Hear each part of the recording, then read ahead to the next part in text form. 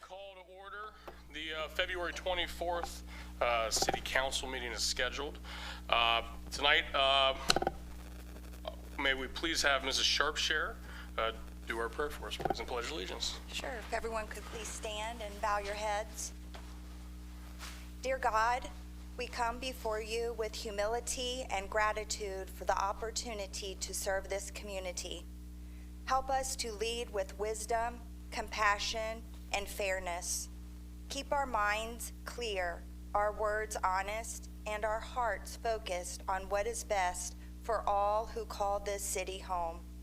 Remind us that true leadership means listening, respecting differences, and seeking solutions that lift everyone up. Protect those who live and work here, and give us the courage to make decisions that bring lasting good. Bless this meeting and bless the people we are here to serve. Amen. Amen. The Pledge of Allegiance. I pledge allegiance to the flag of the United States of America and to the republic for which it stands, one nation, under God, indivisible, with liberty and justice for all. Thank you, thank you. Mr. Lucas, would you do the roll call for us, please? Yes. Councilman Cook. Here. Councilwoman Sharpshare. Here. Councilwoman Cittadino. Here. Councilman Lovett. Here. Councilman Cox. Here. Councilwoman Knight. Here. Councilman Schmidt. Here. Thank you. For approval of the minutes, are there any corrections or additions to the minutes of the last meeting? Anybody? Seeing none, the minutes will stand approved as written and distributed. Thank you. Moving on to reports and communications, Mr. Hardman. Mr. Lovett, would you join me up front here?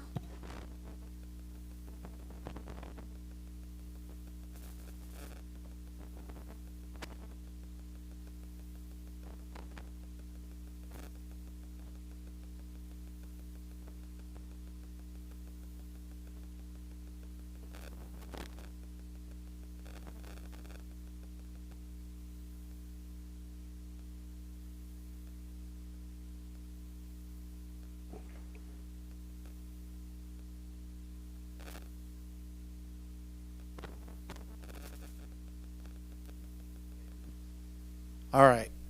So it's always a pleasure on evenings like tonight, mostly because we get all of you guys here, but more importantly because we are promoting someone who is well-deserving within our fire department ranks and moving him up to lieutenant and swearing him in this official setting. So Marcus, come on down, sir.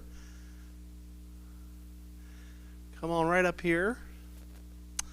This would be Marcus Roos. Marcus began his journey in the fire service as a fire explorer in 2001. He became a certified firefighter in 2005. He joined our fire department in 2011 and became a full-time member in 2016. He has participated in the department's acting officer program, which helped prepare him for the role of lieutenant and the responsibilities that come with it. He is supported by his wife, Desiree, who I assume is right there, his 3 children, Cece, wave to us, Cece, Simon, and Claire. Good job.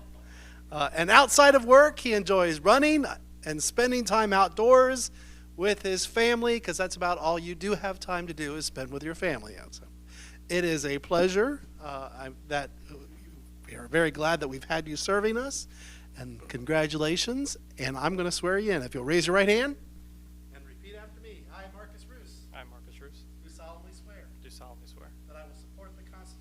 That I will support the Constitution Of the United States of America. of the United States of America, The laws of the state of Ohio. the laws of the state of Ohio, And the city of Sharonville. and the city of Sharonville, And that I will honestly and faithfully and that I will honestly and faithfully discharge the duties discharge the duties of the office of lieutenant, of the office of lieutenant, to which I have been appointed, to which I've been appointed, according to law, according to law, to the best of my ability. and the best of my ability. Congratulations, sir.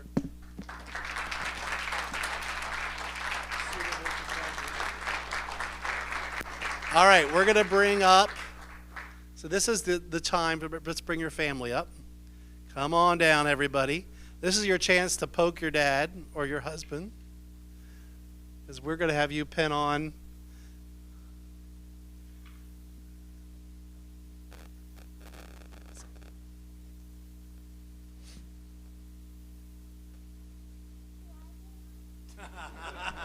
yes.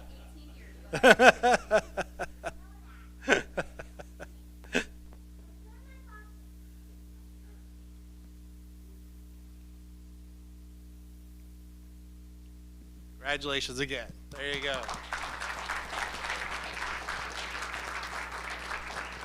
All right, if it is all right with you, we're going to take just a couple of minutes because I know everybody wants to don't go anywhere. You're up here to get pictures and all these good things. So we're going to take a couple of minutes to do all those fun things before we get back to our regular meeting here.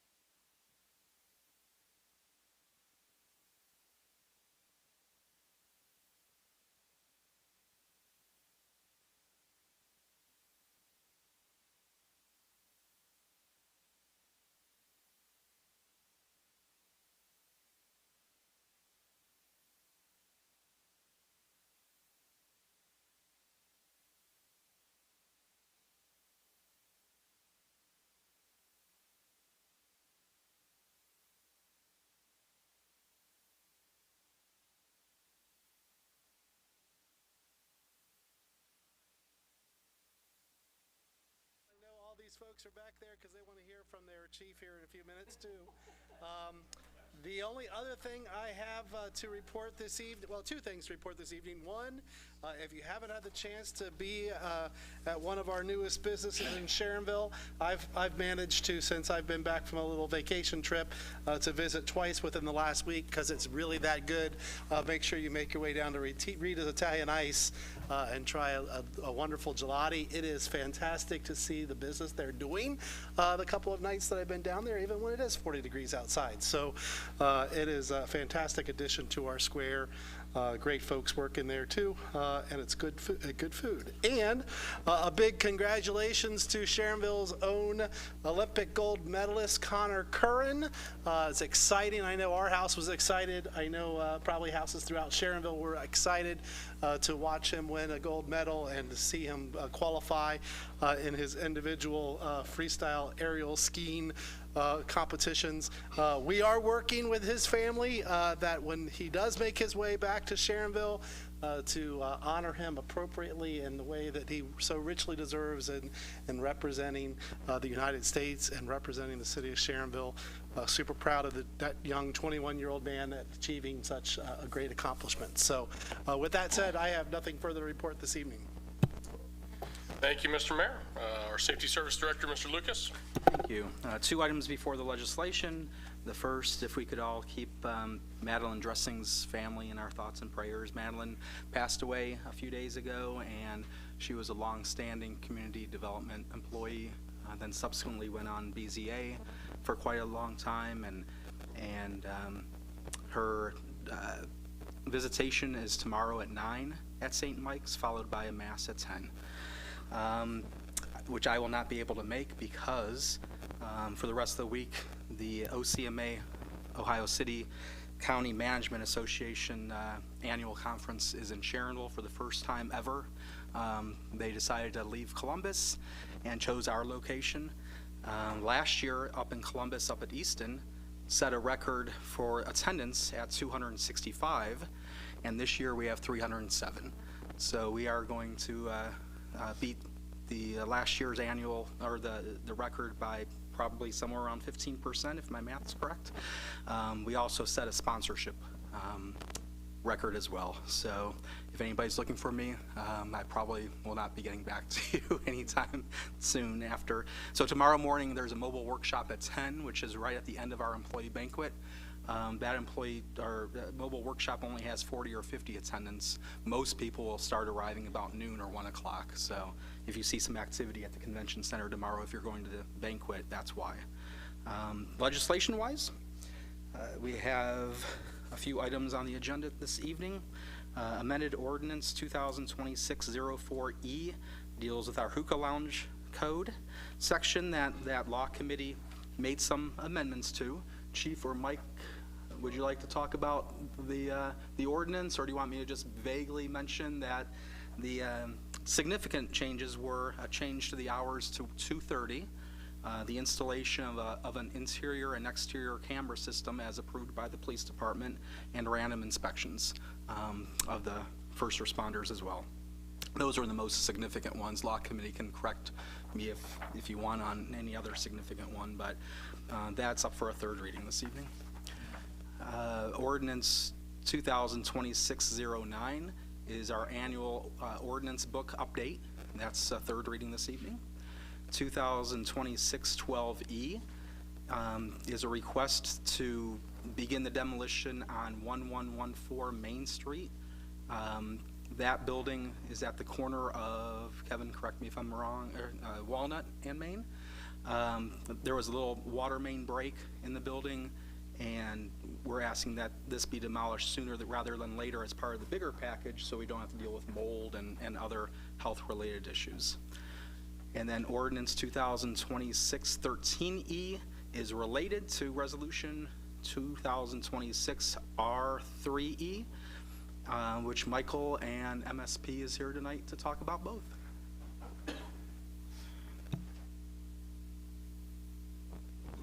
All right, good evening. Feeling a little pressure with all the fire department guys here behind me. It's pretty great. So just want to say a few things first.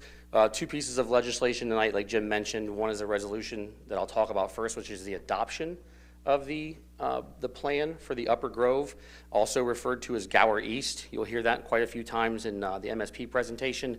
And then the second one is the ordinance that allows Mr. Lucas to enter into contract with MSP for the schematic design, construction documents, bidding services, and so on.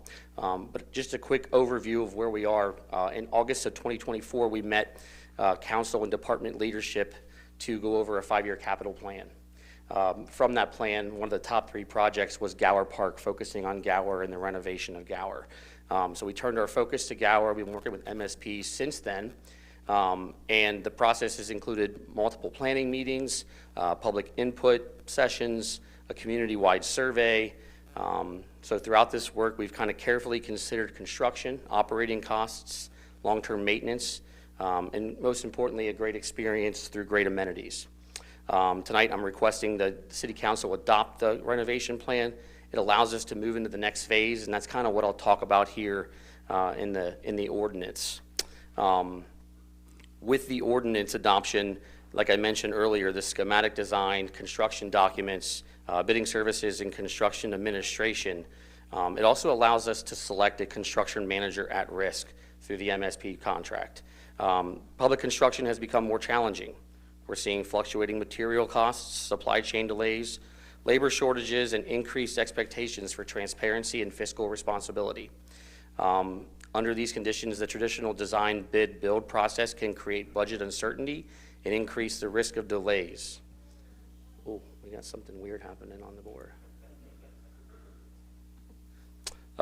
So the construction manager at risk delivery method allows us to bring a construction manager onto the project during the design phase. Early collaboration gives us real-time cost estimates, scheduling input, constructability guidance, helping us identify issues before they become expensive problems. This is the first time that we'll be doing this in the city. So there was a lot of questions and a lot of concerns, and rightfully so, we wanted to vet this process. A key feature of this process, though, is the guaranteed maximum price. So it establishes a cost ceiling, and it shifts significant financial risk away from the city while maintaining transparency through competitive open book subcontractor bidding. Ohio law gives us clear structured procurement process through this process. So it's totally on the up and up and totally legal. We have a lot of municipalities, and you'll hear from MSP a little bit, that have started to use this process with great success. This request at the heart of it gives us the ability to be flexible, to use a delivery method designed for today's construction so we can deliver this project on time and within budget. Before I bring up Chris from McGill-Smith-Punchen, do you guys have any questions I can answer? All right, fantastic. There we go. Hello, everyone. My name is Chris Balish. Work with McGill-Smith-Punchen, and happy to be here. So first of all, let's click through. Okay, intro. And you probably have seen this overall executive summary before, but let's just go through the highlights, okay? This Gower Park is the gem of Sharonville. It's in the center of the whole of Sharonville. Everyone likes to attend it. There's many mature development trees. Kids love the streams. There's also many different activities there for all ages. Now, I said Gower East, but it's the Upper Grove on the other side, okay? So this area over here has some activity space there, but it's also outdated a little bit. So the purpose of this whole study that we've done, we worked through with the Sharonville, and next thing, we also wanted to create this long-term vision because things are changing, such as tennis courts is one of those items. So existing amenities, many different things are out there in this park right now.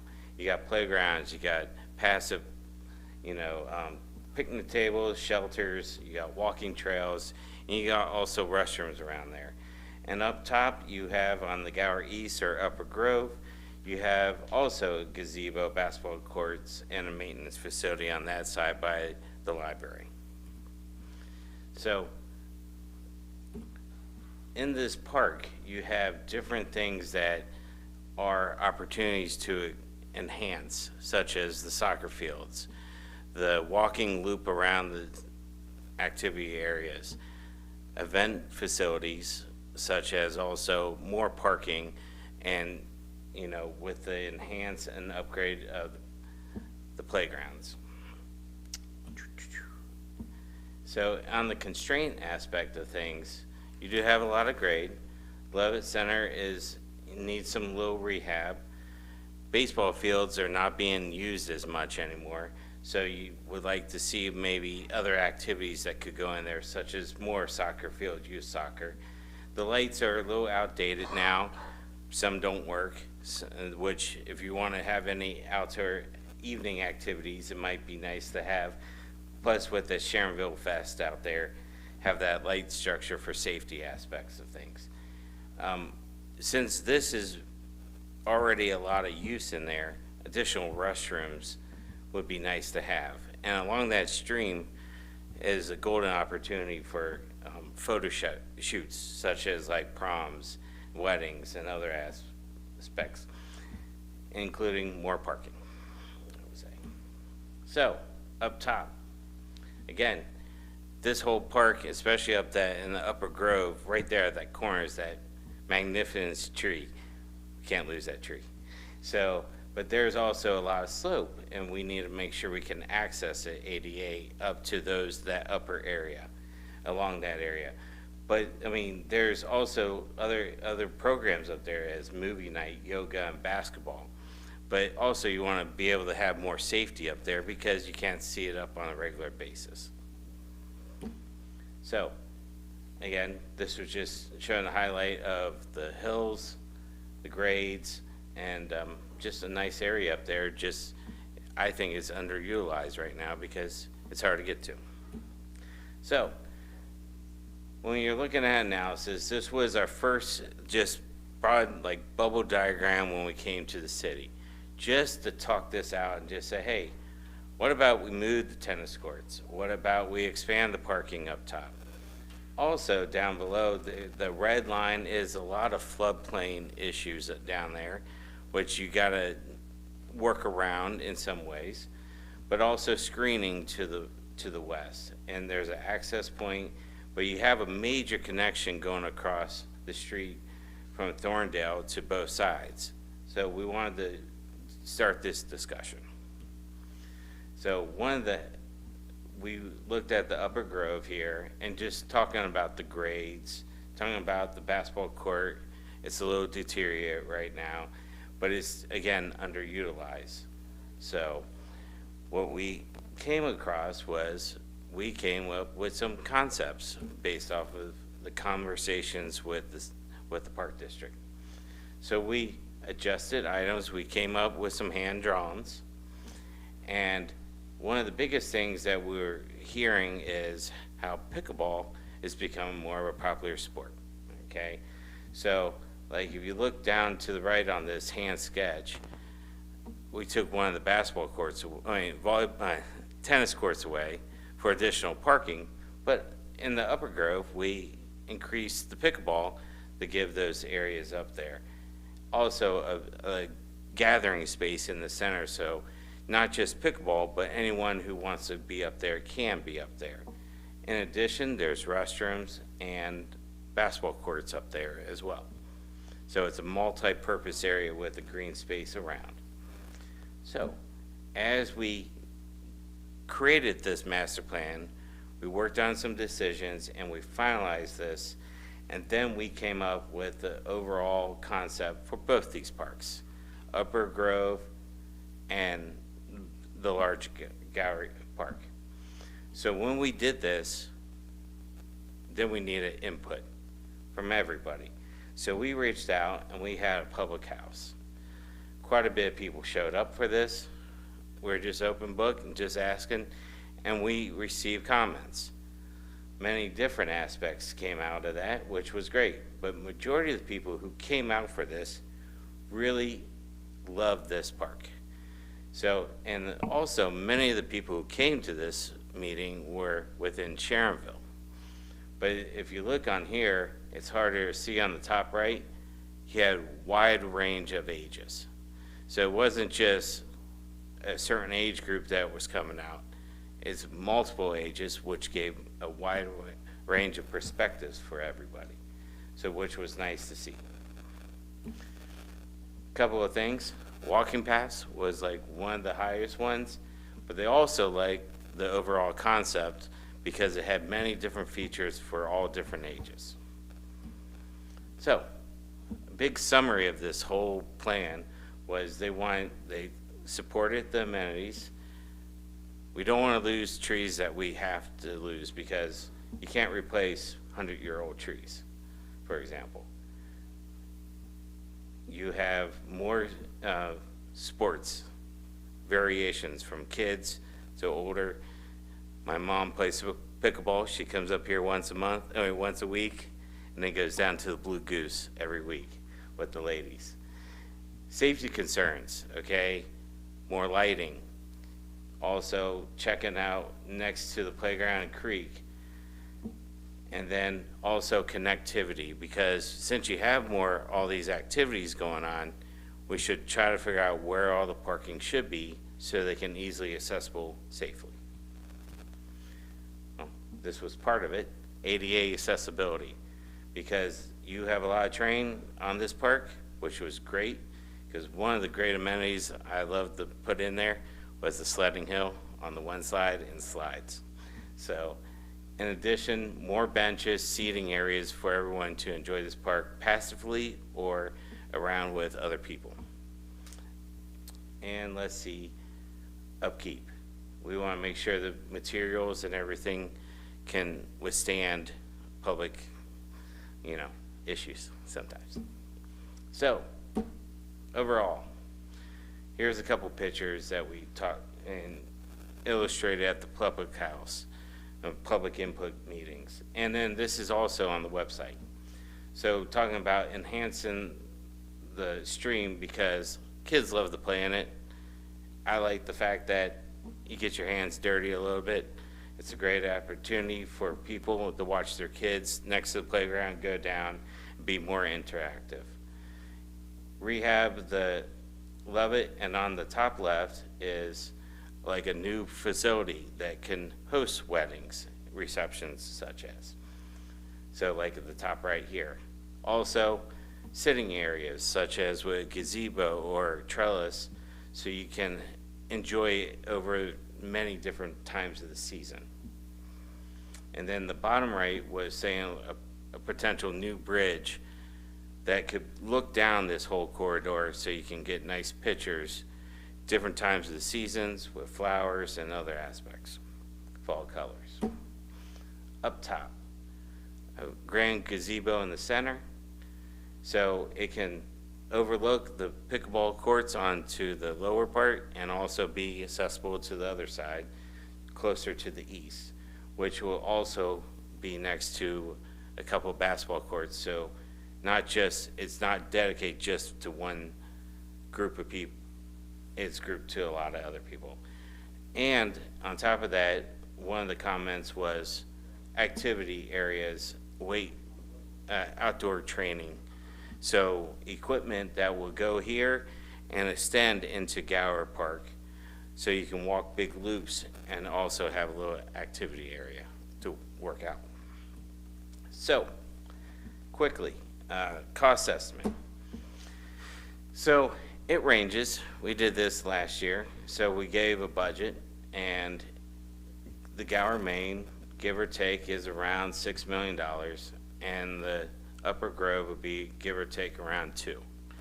So that's just a high level thing when we went through all the amenities, all the demo, all the aspects of things through the site, and we took our best educated guess on this stuff, and that's how we came up with these numbers.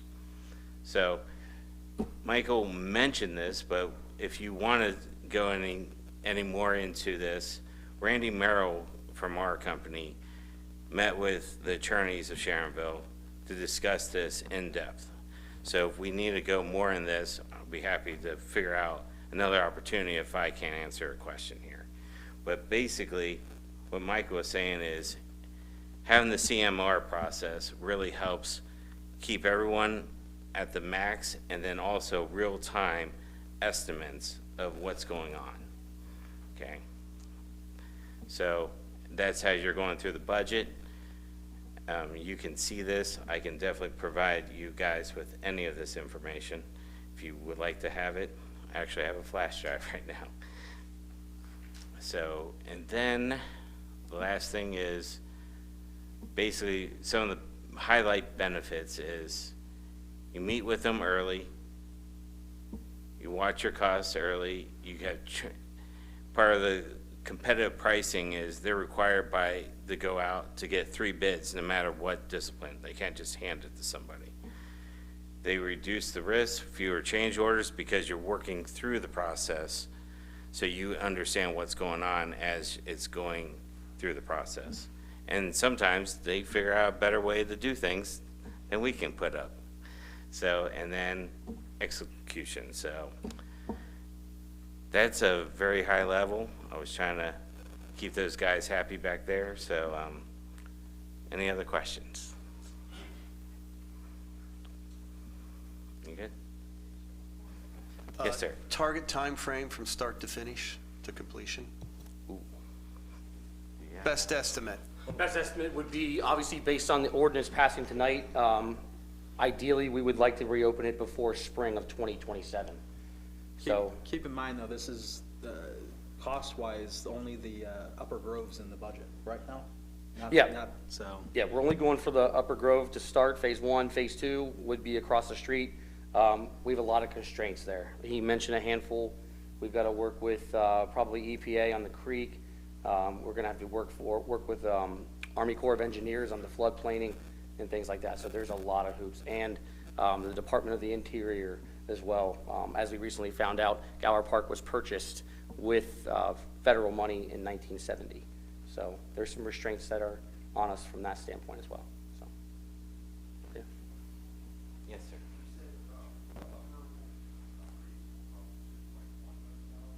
Give or take around $2 million, yes. No. There's going to be, I can go back to just a general, let's see if I have that picture.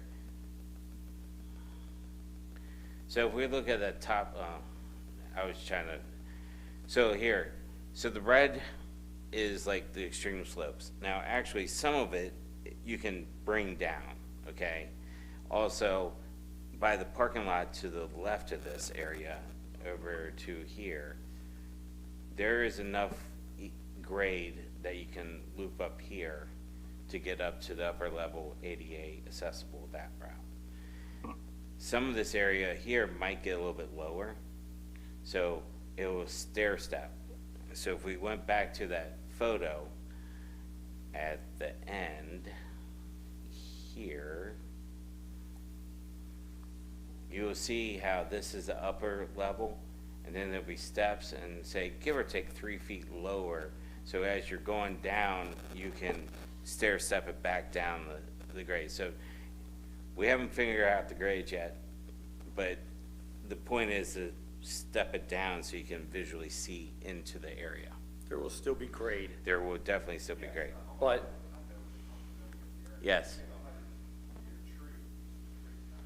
Well, yes. No, you can't, but on the side where the wall is, there's a lot of extra grade there that you could take off, give or take 3 feet. So part of the thing I would like to also, we're going to probably reach out to arborists to make sure we don't want to hurt that tree. So it depends on what we can do to make sure we don't step into that hill and do different ways to make a wall to make it accessible for everyone. Okay? So. Yeah, good. When you go out for bid in the project, when you use the project, what's the difference between bidding and then, they accept the bid and you have somebody looking over it, that's where So- I don't really understand the difference. So the in that. traditional method we would I use can for a see it. park like we did with Gorman was design, bid, build.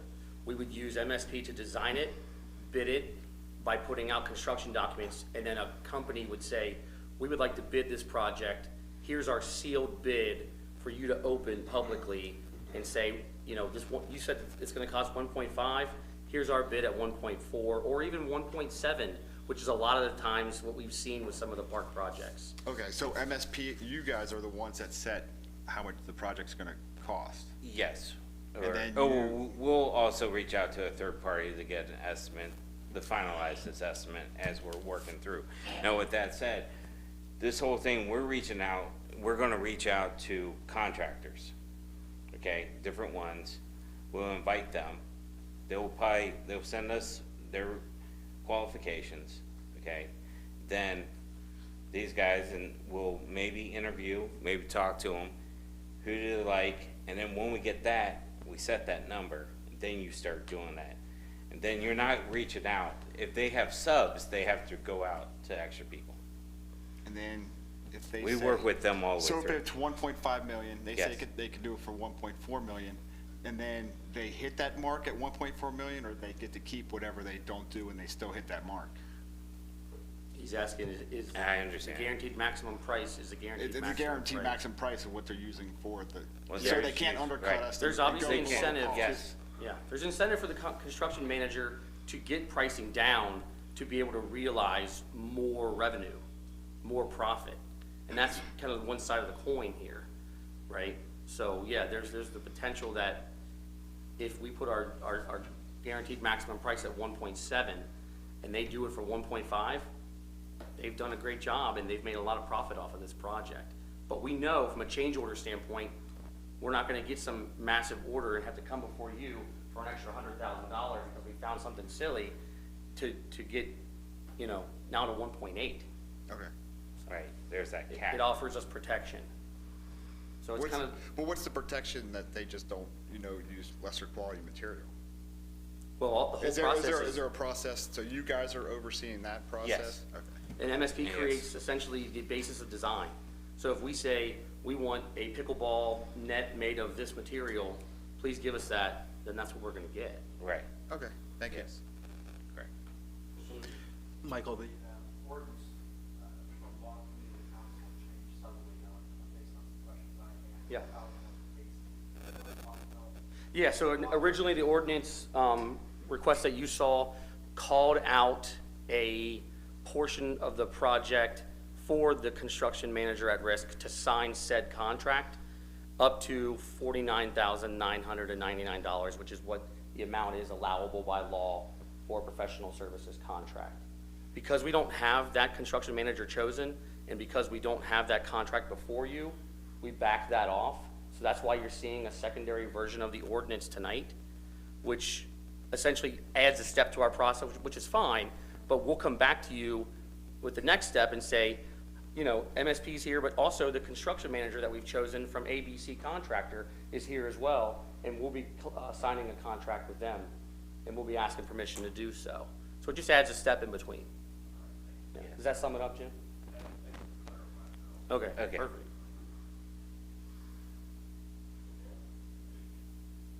Apologies to the fire department for taking so long. I hear stomachs growling back there. that's it, unless there's questions from me. Thank you. President Pro Tem, hi. My report, I don't really have a report. I will say kudos to Rita's as well, our new business in town. I have successfully extracted more money from my wallet in the past couple weeks than I probably anticipated, but that's all I got, so I do appreciate it. Clerk of Council is absent tonight with notice. Our auditor, Mr. Cunningham. Good evening, everybody. I don't have a lot to report tonight, being very early in the year, but I do have 2 points to make. Number one, we've spent 5.4% of our budget, and we're 8.3% away through the year. On the other point I wanted to make is that we are a little shy in our working cash of where we want to be. A lot of that is because we have high encumbrances Most of that, the street budget from 2025 carried into 26, and so we're kind of awaiting final numbers for that as it gets started. So a lot of that encumbrance is from that. So that'll even out as the year continues. That's all I have. That's my report. Thank you, Mr. Cunningham. Mr. Irie, our treasurer. Thank you. Good evening. The tax report is on file with the clerk of council. Again, not too much to report since we're only 1 month into our numbers so far, but through January 31st, our income tax revenue was up 6.37% over last year's numbers. And actually, we had our strongest collection month of January ever, which topped the 24 numbers. So that's a great sign and a great start to the year. The motel tax collections were down 6% compared to January of last year. And also for our major funds, general fund, street fund, fire fund, and convention center fund, all of those, the collections have been on or above the pace set for our budget for the year. So that's all good in accordance with our budgeted numbers. So that's my report. Thank you very much. We appreciate that. Without much further ado, our Chief Sunderman.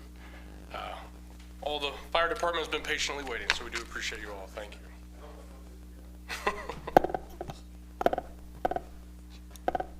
Without Terry, I hope I get this switched over. I didn't know she was allowed to be off when we did annual reports to the council.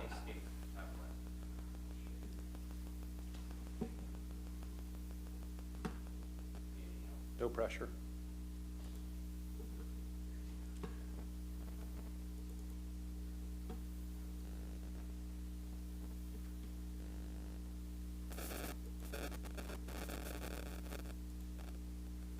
Okay.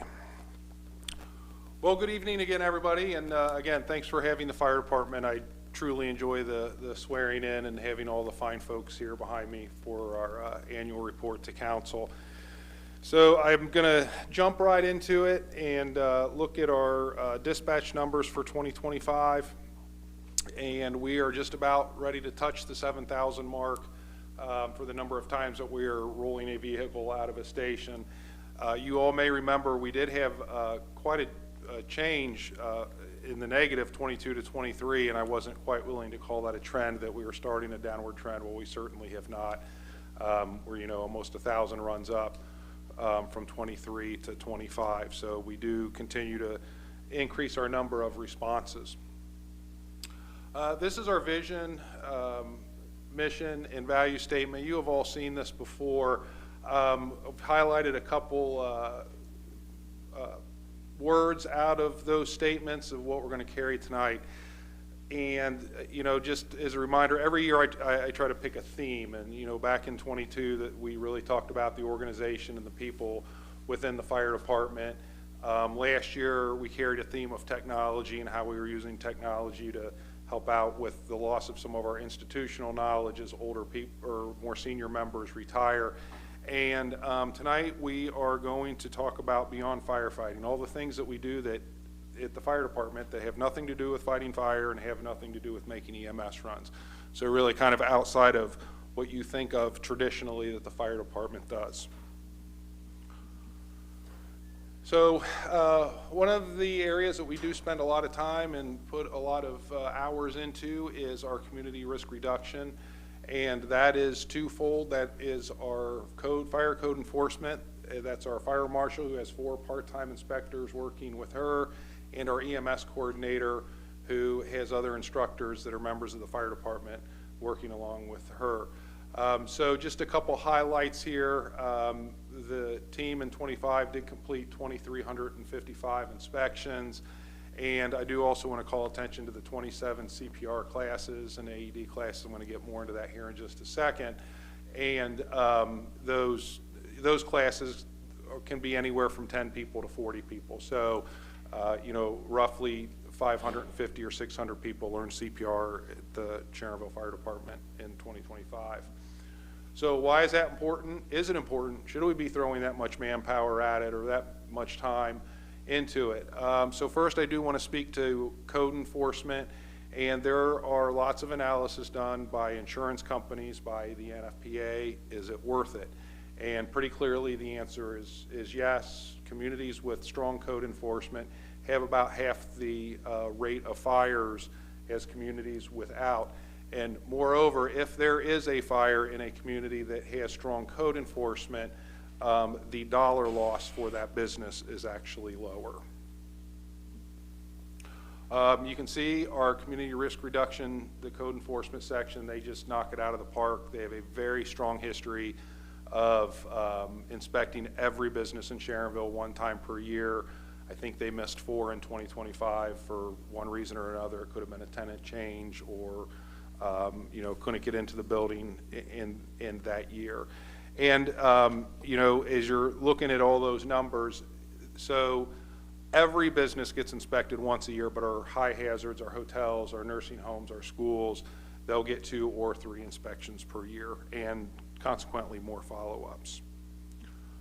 On the community risk reduction education side, again, we spend a lot of time, a lot of effort training the public in CPR. Is it worth it? Should we be doing it? Again, numbers frequently come out from the American Heart Association, the American Red Cross, and the answer is yes, it's worth it. Having lay people trained for CPR, it increases the survival rate of an out-of-hospital cardiac arrest. More importantly is that last line, that not only is there a better survival rate, but those people who do survive tend to be more neurologically intact. So we do spend quite a bit of time and effort training the public in CPR. So again, as I said earlier, every year I pick a theme, and about a little over a month ago I was thinking, what's my theme going to be this year? And it's going to be, what do we do that's not firefighting? And some of it very manpower intensive, some of it not so much. Well, right on cue, as I'm literally in my office, and some dispatches catch my ear, and every one of them where the dispatcher doesn't have a code or doesn't quite know what to call it, it catches my attention. So the crews were called for a hawk that was entrapped in very alive, was entrapped between a wheel and the inner fender of a car on Route 42, and the crew did respond over and successfully extricated the hawk, who had a leg injury. Just so happened there was a bystander there who had a previous relationship with a bird sanctuary and had a cat carrier with her, so the hawk survived, went on its way, and is now healing with an injured leg and expected to fly again.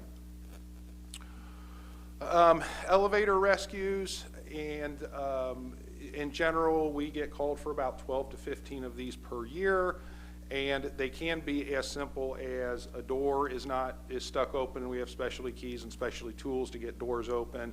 They can be more complex if that car is between floors. And this is actually a training. This would be an extremely complex elevator rescue where we would have to pull somebody out of the top hatch of a car. So the crews, these more complex trainings, and we're going to get more into these, are fairly low frequency events, but very high risk events. So they do spend quite a bit of time training. Our high angle rescue on the left side, that's actually a training simulating a window washer who had a piece of scaffolding fail, and these are extremely labor intensive. What you can't see in this picture, there is an entire support crew up on the roof, there's an entire support crew down on the ground making their rope systems work.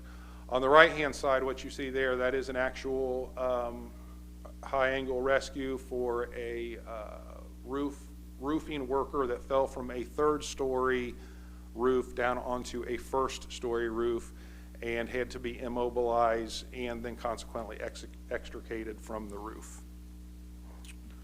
Oops, I think I just skipped one. Low angle rescue, very similar to the high angle. These skills are transferable. These are slightly more frequent than high angle. This happens about 2 or 3 times a year. And this could be as simple as somebody gets off a path at Sharon Woods and is well down one of the embankments, or even some of the backyards on Creek Road. Some of those backyards go down into the creek. So similar type situation in terms of how many personnel we have to throw at something like this. is there's a support crew working up on the top, another support crew working on the bottom, and obviously an EMS crew caring for the patient.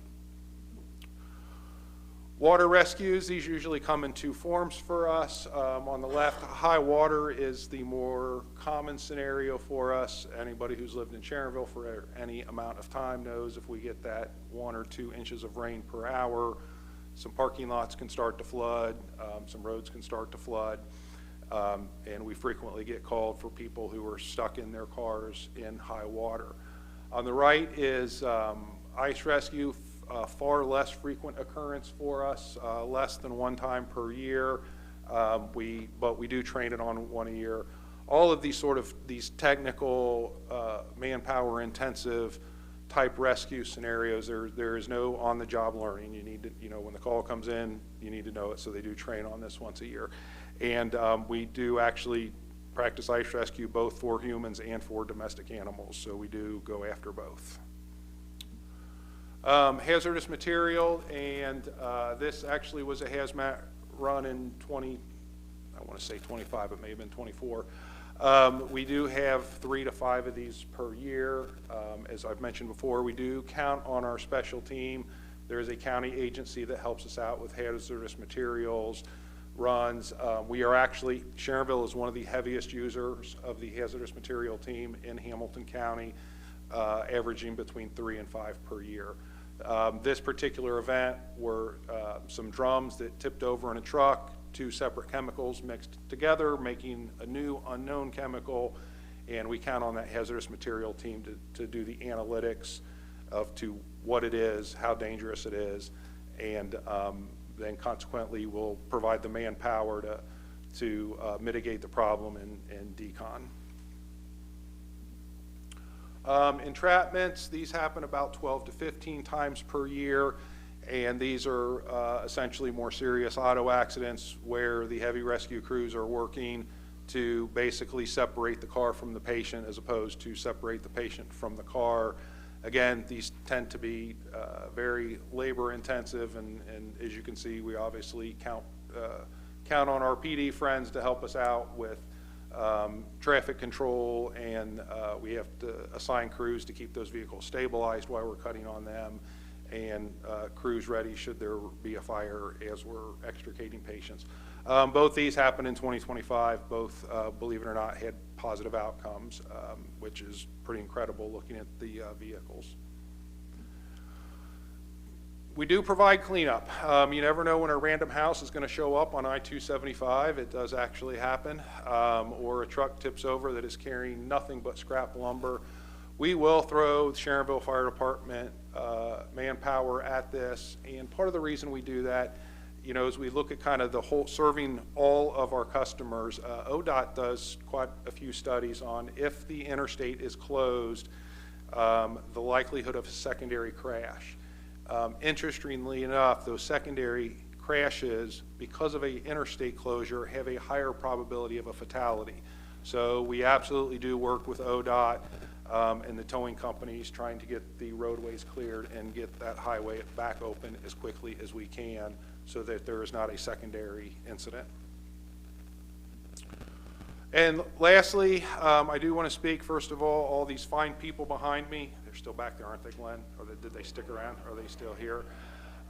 Really are the boots on the ground. I can't say it enough. They make all of us look good on a regular basis. So thank you to the boots on the ground behind me. But, they are the boots on the ground. However, this really is a team effort. It takes all of our members of council, all of our members of administration. We count on our citizens, our corporate partners. We're always talking to finance and IT and human resources and our outside organizations. So for the group in front of me, thank you. I feel like we have a good team here, and we've always had a good cooperative effort within this city, not only with the folks at council, but our citizens, our business partners, and all of our special teams. So thank you all, and I'm happy to take any questions. Yes, ma'am. It's not a question. I just want to say thank you for what you do. Like you have the, or the kids can do the fire be a fireman? What is that called? The touch a truck. Touch a truck. Oh, and when you do it at the firehouse, when you have all that, Safety cam. Safety Safety cam. and for the employees, Suzanne does the chili thing. That's awesome. That's keeping the community together. So I just commend you for that. Thank you. Okay, thank you all. Well, we appreciate you, Chief. We appreciate your entire department. We're so grateful that we have just, in my opinion, the best department in the state, and we're so thankful for it. Also, last year, I got a new appreciation for what your folks do. I got to do the Fight for Air Challenge down at the TQL Stadium with a couple of your folks. I'm pretty sure I'm still fighting for air, but I put a weight vest on of 50 pounds and still less than what they carry in full turnout gear. So it was very impressive what you guys do. So And I have a picture to prove that you were there, as a matter of fact, so. Yeah, they were reviving me, so. Thank you. All right, thank you. Appreciate you, Chief. All right, so we are at the portion of the meeting where residents desiring to be heard before council. Residents desiring to be heard have the opportunity before council are limited to 5 minutes unless extended per section 121.17 of the Sharonville Codified Ordinances. Would anybody like to speak? When you come up, please state your name and your address, please. Hey, my name is Kareem Fahmy, and I'm one of the managers at Sahara Hookah Lounge. Thank you guys for hearing us the last couple times and understanding us and everything. There was a couple points that when we were all sitting down and talking about it, we agree, of course, with everything. We were all talking about if you guys can consider some like extended hours on holidays, like New Year's, of course, you know what I'm saying, because that would be 12, you know what I'm saying, the party would start at 12, or different holidays that usually the parties start a little bit later. What they really were asking about weekends also. I mean, 2:30 is very acceptable, and we understand everything. We were trying to see if maybe we could do 3:30 on the weekends and the holidays.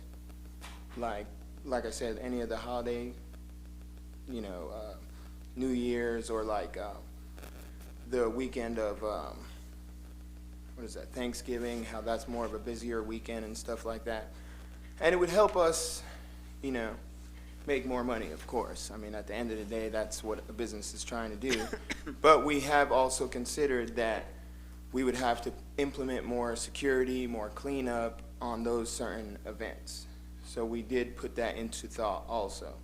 And we would also like you guys to consider that since we've been dealing with all this, we have upped it, like making sure nobody's getting in trouble, security, ID checks, and all that stuff. That's really all what we wanted to talk about and throw out there. I know it's kind of pushing the envelope, but closed mouths don't get fed. I appreciate it. Thank you. Thank you.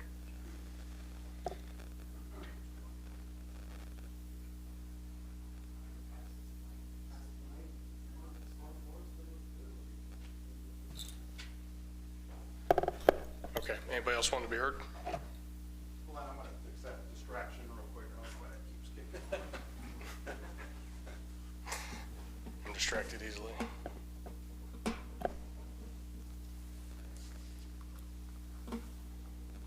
Just proves we can't do this without Terry, right?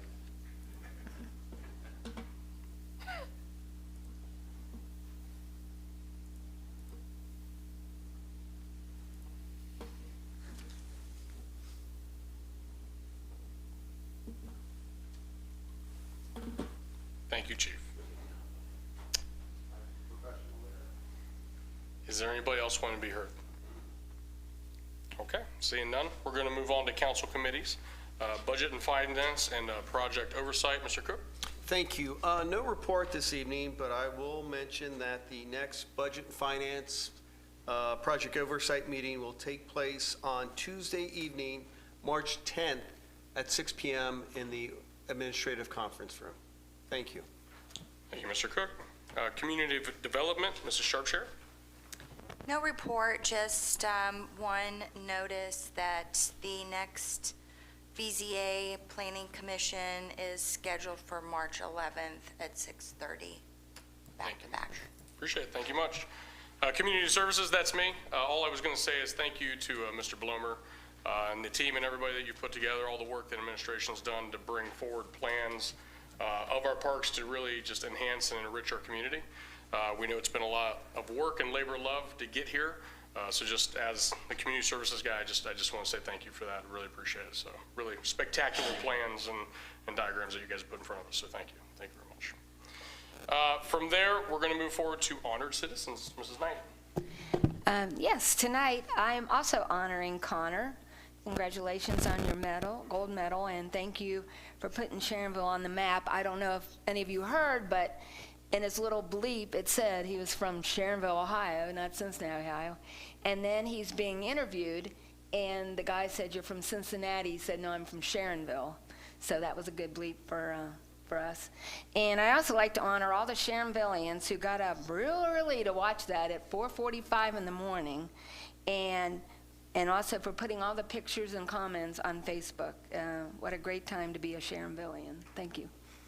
You know, I only wish that the local news station that covered the Olympics and had those interviews and had the Connor's picture saying hometown Sharonville, Ohio, and their commentators Sharonville. I only wish they paid attention to their own coverage, considering they repeatedly referred to him as Blue Ash native Connor Curran, despite many, many people trying to correct them. They still weren't willing to do it. But we've had those discussions. We'll continue it. But we know Connor knows he comes from Sharonville, so, and his family. Thank you all very much. Law and Public Safety, Mr. Schmidt, please. Thank you. The next Law and Public Safety Committee meeting will be on March 3rd, 5 p.m. in Administrative Conference Room. Thank you much. All right. Tonight we have a voice vote. It's a motion to take the table ordinance 2026-04E regarding the hookah lounge regulation codes to take it off the table. Do I have a motion for ordinance 2026-04E? A motion to untable. Okay, Mrs. Shropshire first. Mr. Cook second. This is a voice vote. Sorry, guys. So do we do a roll call on that? Just all in favor? Okay. All in favor? Yes. Okay. All opposed? No? Not opposed? Okay, that is untabled. Correct? All right. So voice vote B is a motion to accept the amendments to ordinance 2026-04E.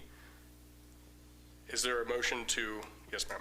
I just wanted to, Jim ran through some of the changes from the first version to the current version.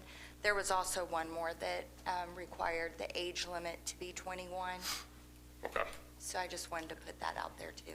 And I believe that is in the ordinance, correct? Yes. Thank you, thank you. So is there a motion to accept the amendments of ordinance 2026-04E? Mrs. Shropshire first, Mrs. Knight second.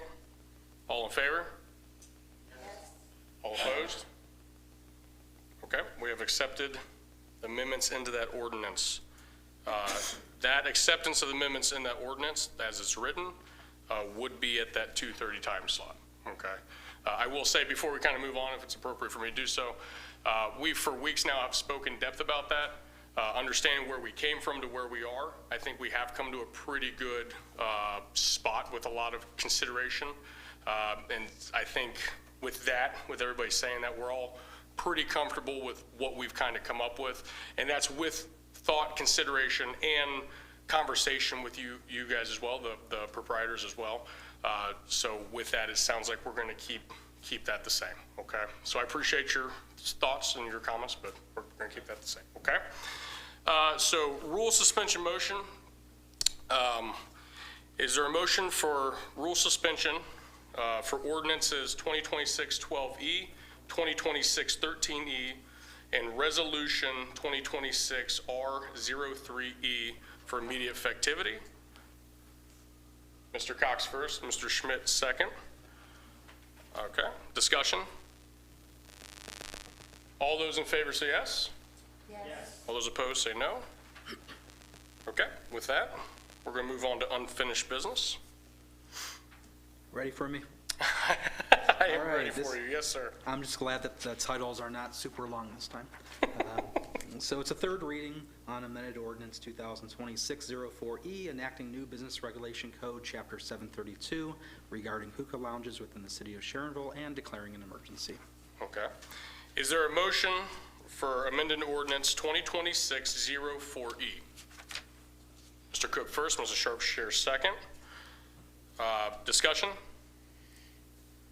Mr. Lucas, could we do roll call? Well, I just wanted to Yes, ma'am. say, Sorry.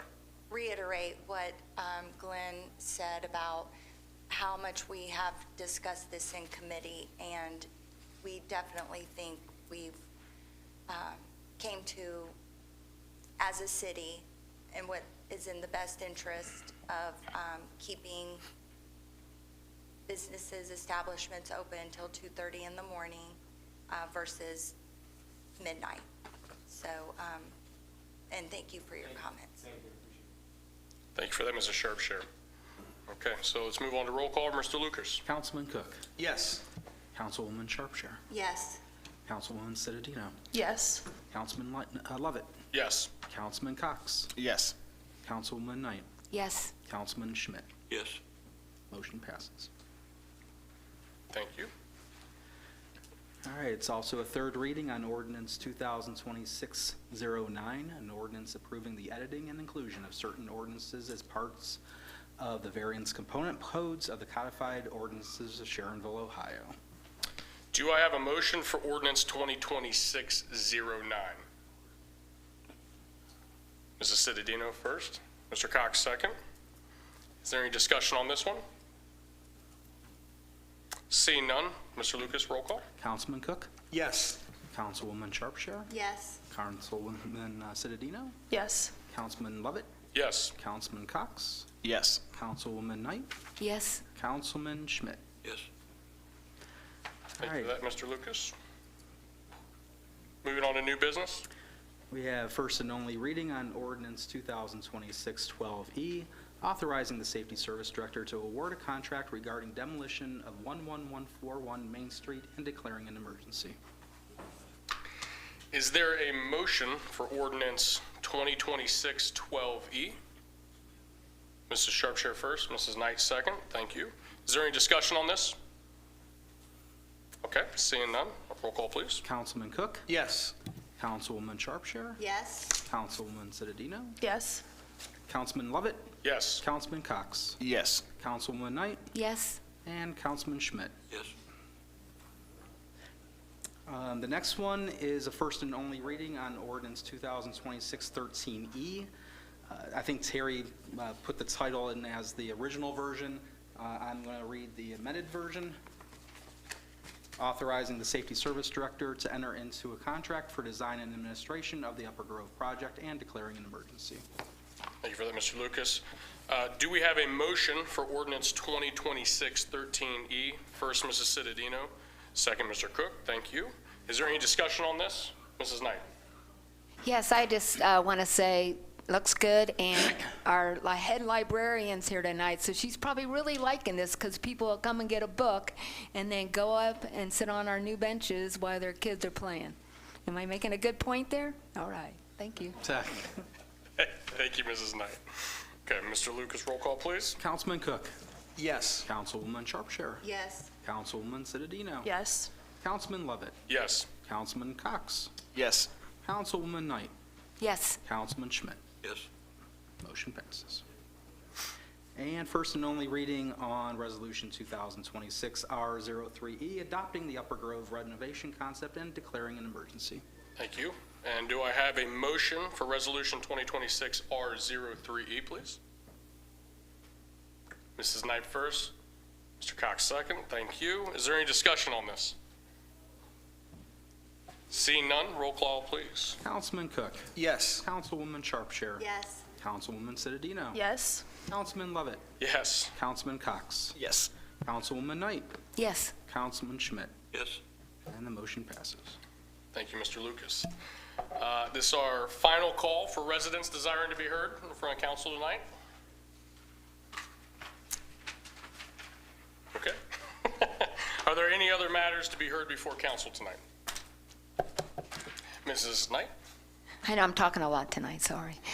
I was alone at my house, so I didn't have anybody to talk to today. The Reaper stand is officially opening March 7th. Yeah. The Reaper stand's officially opening March 7th, and both the Hardman boys are coming back, plus Matthew and his girlfriend. And we have Lily Sharpshire coming to work too, so yay, we have a lot. And I have a question for you, Glenn. Oh, no.